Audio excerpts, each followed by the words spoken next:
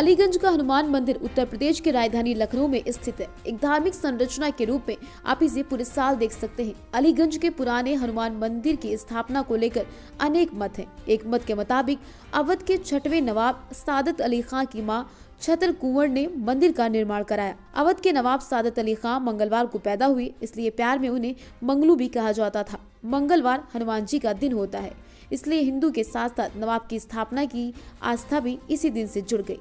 उनकी आस्था की बदौलत इस मंदिर का निर्माण हुआ। ये मत भी है कि शहर में जब भीषण महामारी फैल गई, इससे घबराकर लोग काफी ज्यादा मंदिर में आकर रहने लगे। उस समय ज्येष्ठ माह का महीना चल रहा था।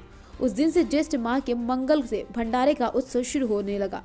मंदिर के बड़े पुजारी ने हमारे संवाददाता ज्योति गुप्ता से खास बातचीत में बताया कि ये मंदिर 1792 के समय बना, मुस्लिम के द्वारा बनवाया गया। ये मूर्ति स्वयंभू है, किसी ने स्थापित नहीं की। इस मंदिर में लोग दूर दूर से आते हैं, भंडारे करते हैं, फूलों का श्रृंगार भी कराया जाता है। मंदिर के महंत देवी शंकर मिश्रा ने बताया, हनुमान जयंती का उत्सव बड़े धूमधाम के साथ मनाया जाता है। उस दिन 56 प्रकार के प्रसाद का भोग हनुमान बाबा को लगाया जाता है। मंदिर में दाहिनी और स्थित शनि ग्रह के पुजारी रामशंकर शुक्ला ने हमारी संवाददाता ज्योति गुप्ता को मंदिर के इतिहास के बारे में बड़ी रोचक जानकारियां दी। बताया कि हनुमान जी स्वयं विराजमान है, मां लक्ष्मी का साक्षात वास है। इस मंदिर के पीछे एक बड़ा जलकुंड भी है, जिसमें हजारों मछलियां और कछुए भी हैं, जो इस कुंड की भ्रमण कर रक्षा करते हैं। इस वक्त हमारे साथ बातचीत करने को अलीगंज पुराने मंदिर के बड़े महंत जगदम्बा शुक्ला जी हैं। आइए इनसे कुछ खास बातचीत करते हैं। महाराज जी, इस मंदिर की क्या विशेषता है कि लोग यहाँ पर खिंचे चले आते हैं? पहली बात तो यह है, मंदिर 1792-1802 के बीच का बना हुआ है। ये मुसलमानों का बनवाया हुआ है। ये मूर्ति स्वयंभू है, किसी कारीगर की बनाई हुई नहीं है। रामायण काल में जब हनुमान जी, लक्ष्मण जी सीता माता को बिछूर छोड़ने जा रहे थे, तो यहाँ हेवट पॉलिटेक्निक स्कूल है, उसके पास में एक इस्लाम बाड़ी है, वहीं रुके थे। फिर उसके बाद में आलिया बेगम के कोई औलाद नहीं थी। उन्होंने बहुत जगह पीर पैगम्बर के से दुआ भगवत करवाई, जो कुछ होता है, उनके औलाद नहीं हुई। बाद में किसी साधु संत ने बताया कि आप वहाँ जाओ, वहाँ मन्नत मांगो तो आपको औलाद प्राप्त होगी। वहाँ वो गईं तो अपना मन्नत मांगी, उनके गर्भधारण हुआ। गर्भधारण होने के बाद में हनुमान जी उनको स्वप्न में दिखे कि मैं यहाँ पर दबा हुआ हूँ, हमको निकालो। फिर खुदाई हुई, ये मूर्ति प्राप्त हुई। इस मूर्ति को हाथी पर लाद के उस पार ले जाना चाहती थी वो, लक्ष्मण टीला जहाँ है, लक्ष्मण जी का क्षेत्र है उस पार, लेकिन हनुमान जी वहाँ गए नहीं। ये पहले अलीगंज का गलियारा था, यहीं हाथी आके बैठ गया। मूर्ति उतारी गई, हाथी खड़ा हुआ, फिर मूर्ति रखी गई, फिर हाथी बैठ गया, तो यहीं इनको स्थापित कर दिया गया। इस सरकारी राज खजाने से खर्चा मिला। जो पहले यहाँ महंत थे वो अपना उसी से काम चलाते थे।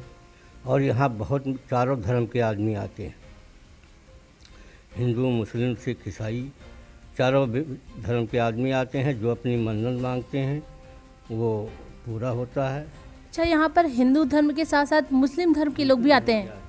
मुस्लिम धर्म के भी आदमी आते हैं, ईसाई भी आते हैं, सिख भी आते हैं, और हिंदू तो आते ही हैं। अपने आप में ये बहुत बड़ी बात है कि यहाँ इस हिंदू मंदिर में हिंदू के साथ साथ मुस्लिम भी आते हैं, सिख भी आते हैं, ईसाई भी आते हैं और श्रद्धापूर्वक माथा टेकते हैं और अपनी मन्नत को यहाँ पूरा भी होने देते हैं। और इसके साथ हम आपको दिखाएंगे, इस मंदिर के पीछे प्रांगण में लोग मन्नतों की घंटी भी बांध रखे हैं। महाराज जी, आप इस मंदिर की कुछ अन्य विशेषता बताइए। अन्य विशेषता ये है कि जेठ माह में यहाँ बहुत धूमधाम से मंगल मनाया जाता है, जो कि दूर दूर से लोग आते हैं, लेट के परिक्रमा और प्रसाद चढ़ाते हैं और दंडोत परिक्रमा भी लेके आते हैं। और दूर दूर से दुकानें लोग लाते हैं, यहाँ मेला में लगाते हैं। और दूर दूर से लोग भंडारा भी करने आए, लखनऊ के भक्त भंडारा करते हैं। रोडन पे और यहाँ मंदिर कैंपस में भी हमारे भंडारा चलता रहता है। महाराज जी, क्या भंडारे का कोई विशेष समय, विशेष दिन होता है? विशेष दिन भंडारा कोई नहीं होता, प्रभु का कोई विशेष दिन है। जिस दिन भक्तों को मन हो उस दिन भक्तों को आमंत्रित भगवान को कर सकते हैं, इसके लिए कोई विशेषता नहीं हो। लेकिन विशेषता ये होती है, लोग ये होता है कि किसी का जन्मदिन या किसी का शादी की सालगिरह या बाबा के जन्म को उत्सव में हनुमान जयंती है और दीपावली है या अन्नकूट का भंडारा है, ये विशेष करके यहाँ मनाया जाता है।